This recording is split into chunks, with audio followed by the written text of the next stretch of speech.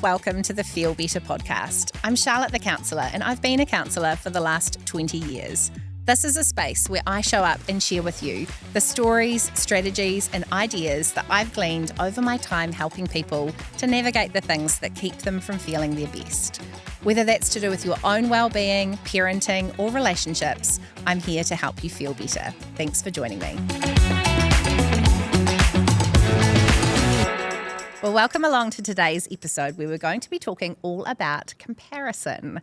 Now, my mission today is to help you do comparison a bit less, to be more aware of where you are comparing yourself to other people in life, and to also have the ability to turn comparison around so that when it happens for you, you are able to pull that back to a place of kindness, gentleness with yourself, and perhaps an opportunity to learn and grow if there is something within that comparison that reflects what you're wanting to change in your own life. We do comparison almost constantly. We look at other people and we decide their teeth are whiter than ours, they're slimmer than us, they've got better muscles than we do, or they're parenting better than we are, or they're achieving more, their life is more together than ours.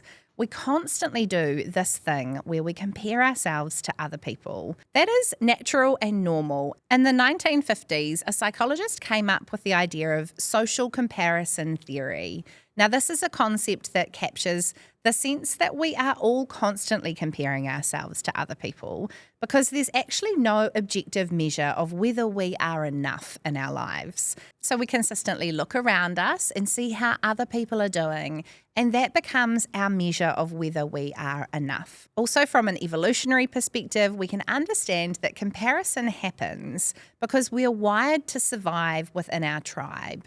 We're wired to assess where we are placed within a group of people because for a period of time in human history, that really mattered in terms of our physical survival. So if it's annoyed you for a really long time that Theodore Roosevelt said comparison is the thief of joy and you've never known how to do less of it or how to do it differently, then this episode is for you. Okay, so the first point that I want to make here is that comparison almost always relates to our unbearable feeling. If you are not familiar with this concept, I really encourage you to go back and listen to my episode all about unbearable feelings. But for a quick recap, this is about how we all have a feeling, or sometimes two, that we really want to avoid. So we have a feeling that for us is actually unbearable. It's not just unpleasant like other feelings. It's the big feeling that we really want to set ourselves up to not feel. Now, that is different for different people. So for some people, they have an unbearable feeling of failing. For others, it's an unbearable feeling of being rejected or not feeling good enough or being left out. Whatever it is that you hold as your unbearable feeling that you want to avoid feeling, if you are comparing yourself to other people, there will usually be a thread there around your unbearable feeling. Now, to give you an example of that, if you look at somebody else and think they are achieving more with their life than I am, then often that will speak to something like an unbearable feeling of failure. Are you worried that you're not doing enough, being enough, that you're falling behind, that other people are going to perceive you as a failure, or that you are perhaps even going to perceive yourself as a failure? So you need to pedal harder and faster and do and achieve more to avoid that feeling. And in the act of comparing yourself to other people, you're looking for that feedback to help you feel safe, to help keep you safe from feeling that unbearable feeling, the feeling that you really want to avoid. So comparison becomes functional for us when it comes to our unbearable feeling, because what we're trying to do is avoid that feeling we really don't want to feel. And comparison is actually a key way that we avoid our unbearable feelings and keep ourselves safe. Brené Brown has this really great concept that I love here, and it's called meaning making. And this is the idea that when we see something in somebody else or when we go through a particular situation, we can come away and then attach meaning to that. So an example of that might be seeing another parent do something really great and then turning that from a relatively innocent situation into critiquing ourselves and saying, well, that means that I'm not doing well enough, that I'm a failure as a parent, that I'm not good enough, that I need to do better. So we add this layer of meaning to what it is that we observe and experience in the world around us. That I'm a failure as a parent, that I'm not good enough, that I need to do better. So keep in mind that when it comes to comparison, our unbearable feeling is pretty central. And any work that we do to heal from our unbearable feeling, to downgrade that from being unbearable to just being unpleasant and something that we can tolerate just like other feelings, is work that will serve you well when it comes to comparing yourself less to other people. And keep in mind too that that layer of meaning making that we do is actually entirely optional. We can just observe good things about other people. We can appreciate things about them in a sense that it is not a competition. We can just see those things without dropping down into that other layer of meaning making. Now, I want to encourage you here, if comparison is something that you struggle with, that this is something that can be rewired within your brain. So we know our brain's actually a lot more like a big, malleable lump of plastic than anything else. We can teach our brains to do things in a different way if we want to. And I think how that works when it comes to comparison is being aware that when we have that moment of comparison, we can then intervene in terms of what we do next. So the moment of comparison is less able to be controlled. That is not going to slow down or go away anytime soon in the modern world that we live in. And our brains basically have like this little tree when it comes to our neural pathways. So something happens and then our brain gets used to this little groove of, and then I go there, and then I go there, and then I think this, and then I feel that. And what I want to encourage you to do when it comes to comparison is make comparison great again. How can you turn comparison around into something that actually serves you? When you notice yourself comparing yourself to another person, comparing your life to theirs, you have an opportunity to think about your values, to think about your own life decisions, to think about why you're doing your life the way that you are.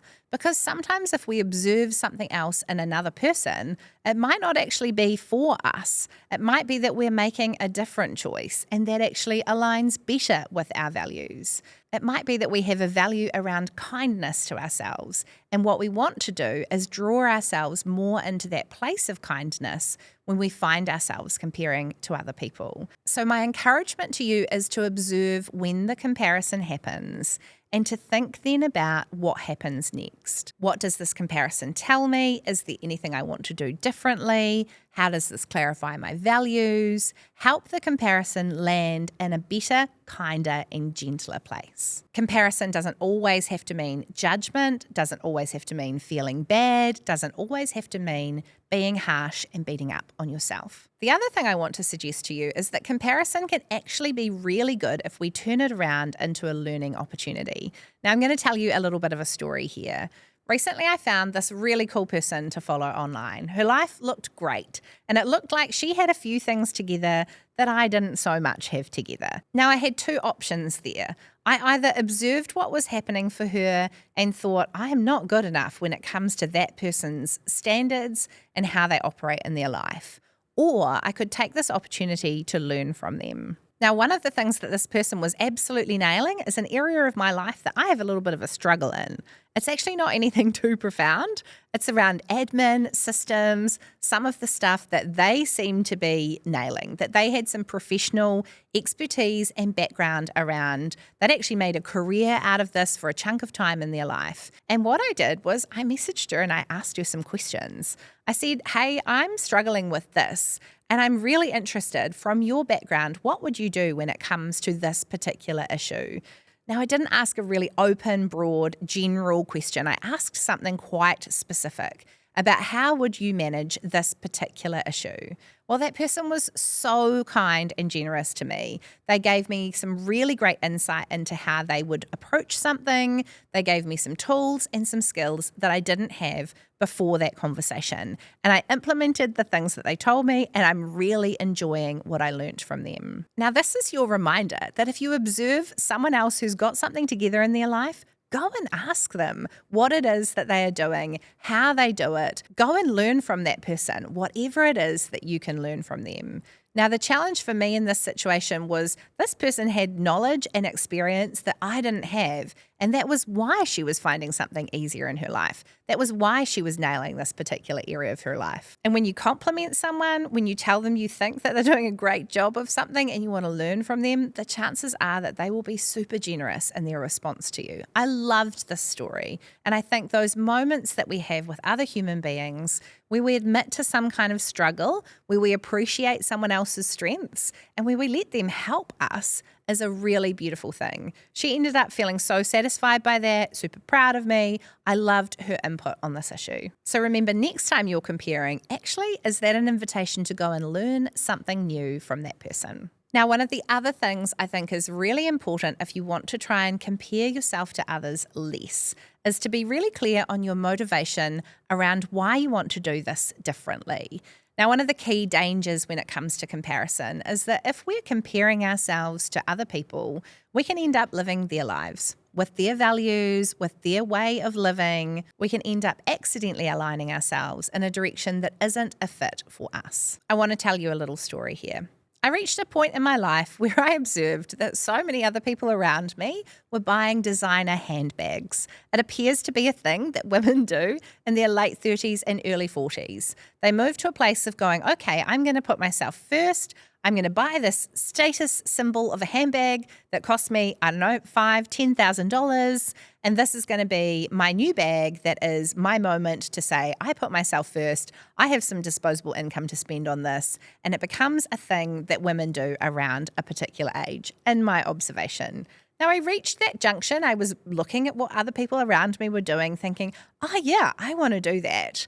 And then I have really struggled as I have thought this through. I've looked at, yeah, I would buy that if I wanted to. And then I've come back and gone, that's actually really not what I want to do. That doesn't fit with my values around consumerism. That doesn't fit with my environmental values. That doesn't fit with my values around how I invest my money. I think the real badass move is to put that money on my mortgage or to invest it in some way. Now, I am not someone who is about total frugal living, never spending money on yourself, never having things that are a bit of an indulgence in your life. That wasn't what this was about. Buying an expensive designer handbag was a status symbol that actually didn't align with my values. And that moment of going, everyone else is doing this, am I going to do it too? Was an opportunity for me to clarify my values and to live in a way that was in alignment with the life and values that I hold, that I want to live to. Now, this is where I think it's really important that we have things in our lives like vision boards, that we have a clear sense of what our values are, that we know what it is our goals are. In terms of my own goals around financial freedom, we want to pay our mortgage off because we want to then be able to go on great holidays and have experiences with our children. That is more important to me than what other people think of me by having a designer bag. So remember that you can use the opportunities that comparison presents to you to clarify and be firm in your own values. But it's important for our motivation around this issue to be clear on why doing a bit less comparison actually really matters, or engaging our critical thinking when we find ourselves doing comparison is a key point that we want to hold to. We don't then automatically do the behavior or take the action that the comparison tells us to do. We take pause, we evaluate how that fits for us with the journey of our own lives and our own values. I think the other thing that's really important here is that we recognize that comparison is not without cost. Comparison has a cost to our relationships. When we do competition, more than we can do celebration and appreciation of the people who are around us. It has an emotional cost in terms of developing feelings of shame within us, or low self-esteem, or being motivated too much towards perfectionism. It can have an identity and a personal impact in terms of distracting us from our own goals, our own journey, our own sense of ambition within our own lives. And it can have a spiritual impact in terms of us having a lack of gratitude for what it is that we do have, for the things that we're doing well, for the people around us who we love. So I wonder today if one of the messages that you might need to hear is that it's important to remember that comparison is not without harm. And maybe there is an opportunity here for you to reflect on the extent to which you're currently doing comparison, How many accounts are you following that lead you to think that life needs to look a particular way and that you're not doing well enough in your own life? Go and follow some other accounts that make you feel better or that help you learn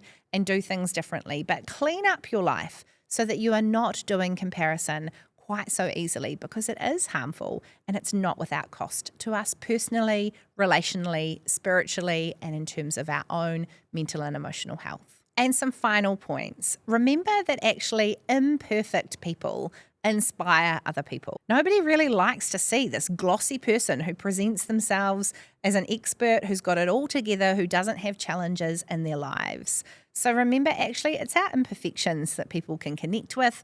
It's our own story and the messy middle bits of our lives that people actually like. So if you're telling yourself that you need to be perfect, you need to have it all together in order for people to like you, that is quite simply not true. We know that it is authenticity that builds connection in human relationships. So being honest, being authentic about your strengths and your weaknesses, the things that you're nailing and the things that actually you can outsource or turn the volume down on or accept the fact that you're not so good at them, that is something that builds authenticity in our lives and actually helps other people to like us and connect with us more. This lie that we tell ourselves that our lives need to look a certain way, that we need to be a certain way to find acceptance, is quite simply harmful and untrue. And if you're living according to that lie, you're going to find yourself pretty quickly in a space of unhappiness. So my encouragement to you today is to be super aware of those moments where comparison is telling you you need to be a particular way. You need to look a particular way, speak a particular way, act a particular way, achieve to a particular standard in order for people to like you, because it's absolute BS. One of the other things that I find really helpful to remember and remind myself of in moments where I find myself comparing to other people is that comparison is actually an act of violence against myself. It is so damaging, it is brutal, it is entirely optional, and it is not something that I need to do. To do comparison in a way that actually makes me feel worse. Yes, I can have that moment of noticing something that is different between me and another person. And I can use that as an opportunity to learn or to clarify my values, to ask them something, to grow in a particular way. Or I can simply turn that into kindness towards myself and going, look at them, aren't they doing great? Good for them. But my focus is over here. Here are the things that really matter to me in this chapter. Here's what I'm trying to achieve, what matters to me most. So be real about the fact that comparison is super harmful to you. And where it happens, we want to turn it back for good. Now, one of the greatest buffers to this active comparison that we do pretty constantly is to remember our gratitude. Gratitude doesn't necessarily come naturally to all people. Some people are more positive, notice changes and developments more than other people do so on a natural everyday basis. But for all of us, practices of gratitude are significant and important when it comes to our own mental health and when it comes to having resilience against this constant comparison that we're drawn into in the world around us. Now, if you've listened to this episode today and you're feeling a little bit challenged around this topic, I've got another couple of episodes that I would really encourage you to go and listen to. One is on overcoming perfectionism. Now, that is one of my top most downloaded episodes. It is something I have had so much good feedback from, and a number of people have gone back and listened to it again and again, which is why it's ranked so highly on my episodes list. I talk about myself as a recovering perfectionist, as someone who wants to apply their perfectionism well in certain areas of their life. Now, I don't believe that perfectionism is something we want to banish. If we have this desire within us for excellence, that is actually a really good thing. We just need to apply that in the areas of our life that really matter to us and to know how to dial that up and down as we need to keep reflecting on that, to be in control of where and how and why we apply our perfectionism. So I've got a great episode on that topic and a downloadable resource on that, a guide around reflecting on your perfectionism. And then as well, there is the self-esteem episode. If you feel like you really need to do some work on your relationship with yourself, on how you feel as you kind of hold yourself in the world around you, then the self-esteem episode would be a really good next step for you. Okay, so let's do a bit of a recap of this episode. Remember that when you do comparison, it relates to your unbearable feeling, and that layer of meaning making that we do is entirely optional. You can just let yourself have those moments of noticing the differences between yourself and another person, and let that be what it is without attaching that meaning making. And the more work that you do around your unbearable feeling and healing from that, the better. We've talked about turning comparison around for good, making it great again, using those moments of comparison as an opportunity to clarify your values, to clarify your own stance on something, and to have that moment of turning the comparison around for good. Especially when it comes to remembering that comparison can be an opportunity to learn. People love being complimented on something that they are doing well in life. And so often they're willing to share with us, if we ask them, their secrets, the things that they do, the skills or experience that they have that helps them to be able to do that we can learn from. So comparison can be a great gift if we use it as a genuine opportunity to learn. Remember the motivation of why you want to do less comparison and turn comparison around for yourself. Because if you get sucked into this world of comparison, you end up living somebody else's life. You end up living your life according to their values, according to their goals and priorities, which is not what we want for ourselves. And remember that comparison comes with a cost. It comes with a cost to our relationships, to our own mental and emotional health, a cost to us spiritually, and in terms of our identity and our own life journey. So I hope that this episode has inspired you today to think about the place of comparison in your life, to think about the reality that you don't have to just do this in a way that comparison is damaging and harmful to you. You can turn comparison around in a way that has a gentleness to it, and in a way that comparison is an opportunity to clarify your own values and stay on your own course. I hope you've really enjoyed this episode today, and consider going and listening to some of those other episodes I've talked about: overcoming perfectionism, self-esteem, and unbearable feelings. Thanks for joining me today on the Feel Better podcast. I'm super proud of you for spending this time prioritizing your well-being and hopefully learning a few things to help you navigate the tough stuff in life. I'd love to stay connected, so come and find me on Instagram at Charlotte the Counsellor, on Facebook, Charlotte Cummings Counselling, or head over to my website, charlottecummings.nz, where there's heaps of free resources waiting for you. Thanks for hanging out with me today, and I look forward to seeing you next time.